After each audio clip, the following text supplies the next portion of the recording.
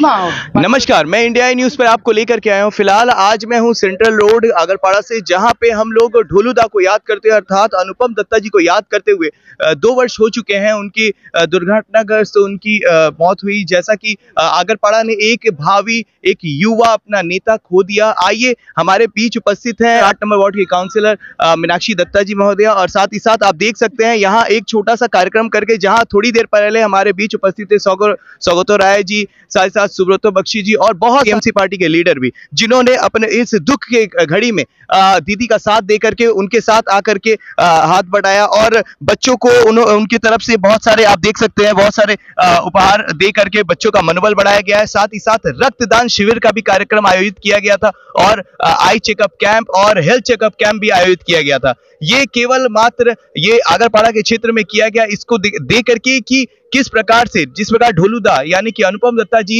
लोगों की सेवा के लिए हर वक्त एक साथ एकजुट होकर के आगे बढ़ते थे, वैसे ही मीनाक्षी दत्ता जी भी उन्हीं के पथ पर आगे बढ़ रही हैं। आइए उनसे हम लोग जानेंगे आज के कार्यक्रम से संबंधित। दीदी नमस्कार। দিদি, কেমন আজকে দিনটা কিরকম?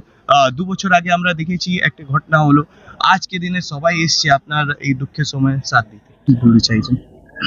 প্রত্যেকে যারা আজও পর্যন্ত অনুপম দত্তকে এখনো ভোলেনি, প্রত্যেককে আমি আমার এখানে যত লোক, আমাদের এখানে যত কর্মীরা আছেন এবং সাধারণ মানুষ আছেন, প্রত্যেকে যেইভাবে আজকে এসছেন, তার থেকে আমি বুঝতে পারলাম যে এখনো পর্যন্ত মানুষের প্রত্যেকটা মণিকোঠায় অনুপম দা আছেন এবং থাকবেন। আপনি দেখতে পেয়েছেন শীর্ষ নেতৃত্বরা প্রত্যেকে এসছিলেন, তারা সবসময় আমার পাশে আছেন, সেটাও তারা জানিয়ে গেছেন। আর আজকে এই দিনটাতে আপনাকে বলে বোঝাতে পারবো না যে আজকে মনের পরিস্থিতিটা কি, ছোট ছোট বাচ্চাদের মনের পরিস্থিতি কি।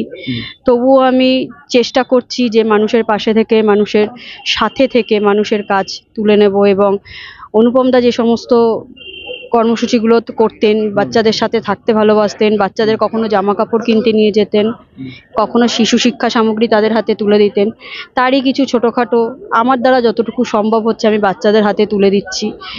তার মধ্যে থেকেই ভাবছি যে অনুপম আমার সাথে আছে। দিদি, সব সময় আমরা দেখেছিলাম যে অনুপম দা আমাদের সাথে সব সময় থাকতেন, যেমনি আজকে ওনাকে না পেয়ে এত লোক দুঃখিত হয়ে এত আপনাদের সাথে এসছে এখানে, এদের ভাবনাটা কি? আপনি যতটা চেষ্টা করছেন ওরা স্যাটিসফাই হচ্ছে যে অনুপম দাকে নিজের কাছে পাচ্ছে? সেটা তো ওনারাই বলতে পারবেন যে আমি মীনাক্ষী দত্ত, অনুপম দত্তের স্ত্রী, কতটা ঢোলুদার মতো তাদের পাশে থাকতে পারছি, সেটা তারাই বলবেন যে আমি কতটা তাদের পাশে থাকতে পারছি। दीदी, इनकी कमी आगरपाड़ा के 8 नंबर वार्ड को हमेशा खलेगी, तो क्या लगता है आने वाले समय में हम लोग आप उस पथ को लेकर के और आगे बढ़ते जाएंगे? দেখুন, কারোর জায়গা কখনো কেউ নিতে পারে না। আমি ওনার সহধর্মিণী হয়ে ওনার কাজ করতে এসেছি। যতদিন আমি আছি আমি কাজ করব, ওনার কাজগুলো আগিয়ে নিয়ে যাব। ঢোলুদাই ছিল, ঠিক আছে। আমি আমার মতো চেষ্টা করব ঢোলুদার কর্মসূচিগুলোকে কাজে লাগিয়ে সেই কর্মসূচিগুলোকে মানুষের মধ্যে থেকে নিয়ে আসা। ঢোলু আমার ছোট ভাইয়ের মতো।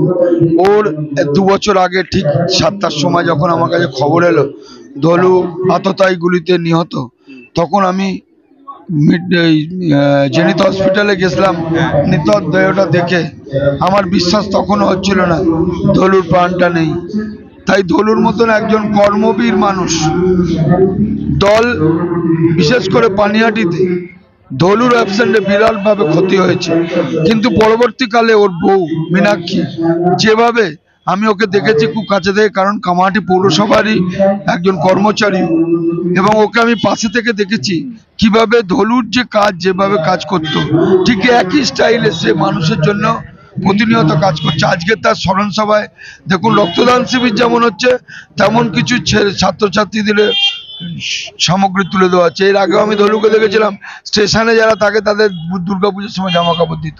এইরকম সামাজিক কাজ ঢোলু যেরকম করছে সেটা মীনাক্ষী করছে।